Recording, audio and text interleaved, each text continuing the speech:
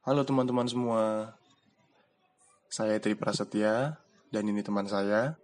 Saya Sri Wulandari. Kami dari Fakultas Ekonomi Program Studi Manajemen Universitas Pamulang. Di sini kami akan menjelaskan tentang pertumbuhan dan pembangunan ekonomi.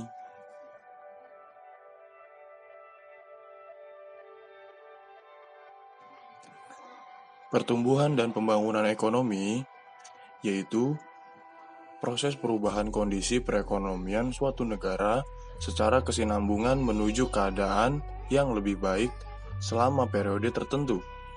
Pertumbuhan ekonomi juga dapat diartikan sebagai proses kenaikan kapasitas produksi suatu perekonomian yang diwujudkan dalam bentuk kenaikan pendapatan nasional.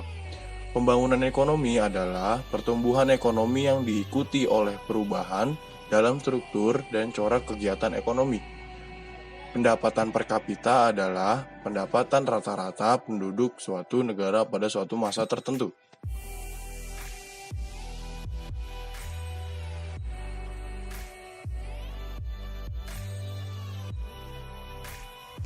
Faktor-faktor yang menentukan pertumbuhan ekonomi. 1. Tanah dan kekayaan lainnya. Kekayaan alam suatu negara meliputi luas dan kesuburan tanah, keadaan iklim dan cuaca, hasil hutan, laut, dan kekayaan barang tambang. 2. Jumlah dan mutu penduduk dan tenaga kerja. Jumlah penduduk yang bertambah dari waktu ke waktu dapat menjadi pendorong maupun penghambat kepada perkembangan ekonomi. Penduduk yang bertambah akan memperbesar jumlah tenaga kerja, dan penambahan tersebut memungkinkan negara tersebut menambahkan produksi. 3. Barang-barang modal dan tingkat teknologi. Barang-barang modal dan tingkat teknologi yang telah menjadi modern memegang peranan penting dalam mewujudkan kemajuan ekonomi yang tinggi. Dibandingkan tanpa adanya alat-alat untuk menangkap ikan dan berburu, alat-alat untuk bercocok tanam dan mengambil hasil hutan. 4. Sistem sosial dan sikap masyarakat. Adat istiadat yang tradisional dapat menghambat masyarakat untuk menggunakan cara memproduksi yang modern dan produktivitas yang tinggi. Oleh karenanya, pertumbuhan ekonomi tidak dapat dipercepat. Di sini ada teori yang bersangkutan dengan pertumbuhan dan pembangunan ekonomi, yaitu teori pertumbuhan klasik Adam Smith. Ekonomi klasik menekankan pada penerapan harga yang fleksibel baik dari segi upah maupun barang. Teori Schumpeter menekankan tentang pentingnya peranan pengusaha dalam menciptakan pertumbuhan ekonomi dan para pengusaha akan terus-menerus membuat pembaruan atau inovasi dalam ekonomi. Teori Harrod atau Domar.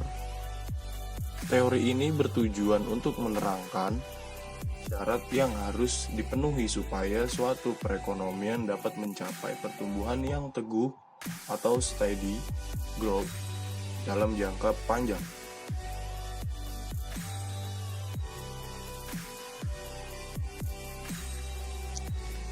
Masalah pembangunan di negara berkembang. 1.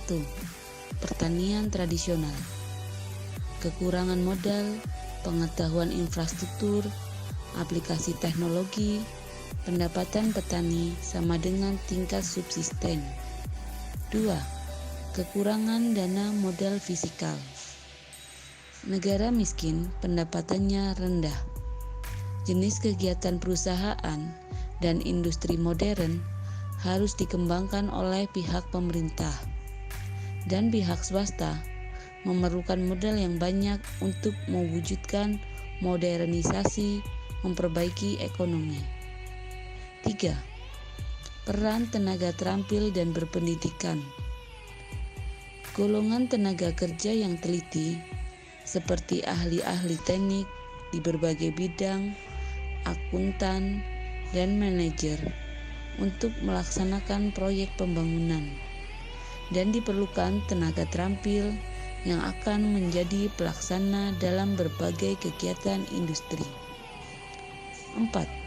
Perkembangan penduduk pesat.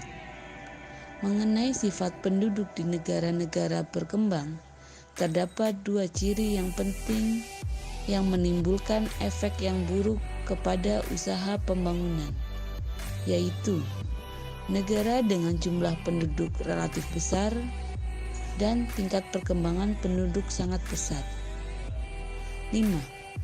Masalah institusi sosial. Pembangunan ekonomi yang pesat memerlukan situasi politik yang stabil. Faktor sosial dan kebudayaan juga besar pengaruhnya kepada pembangunan. Berbagai perubahan nasional adalah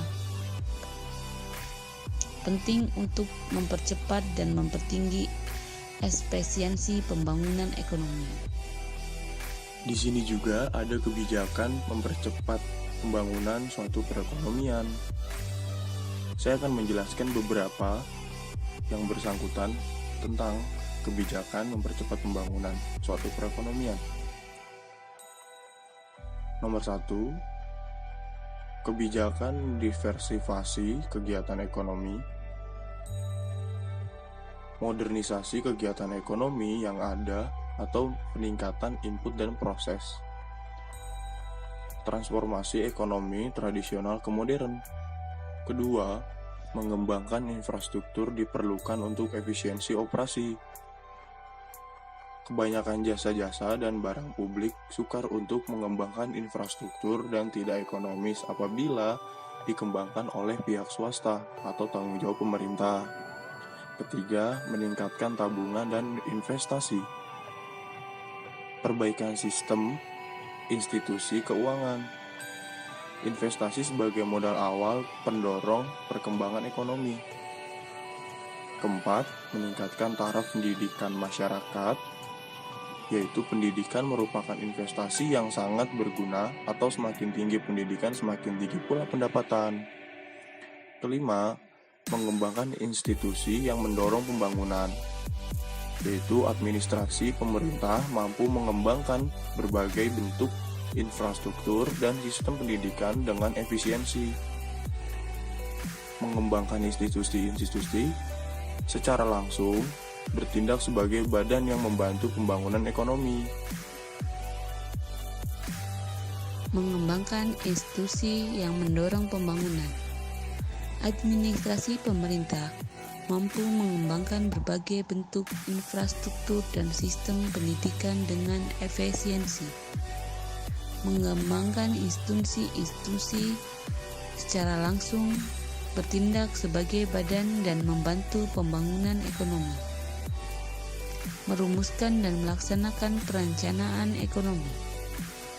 Kebijakan fiskal adalah kebijakan ekonomi yang digunakan pemerintah untuk mengelola atau mengarahkan perekonomian ke kondisi yang lebih baik. Upaya kebijakan moneter. Upaya mengendalikan atau mengarah perekonomian makro dan kondisi yang diinginkan dengan mengatur jumlah uang yang beredar.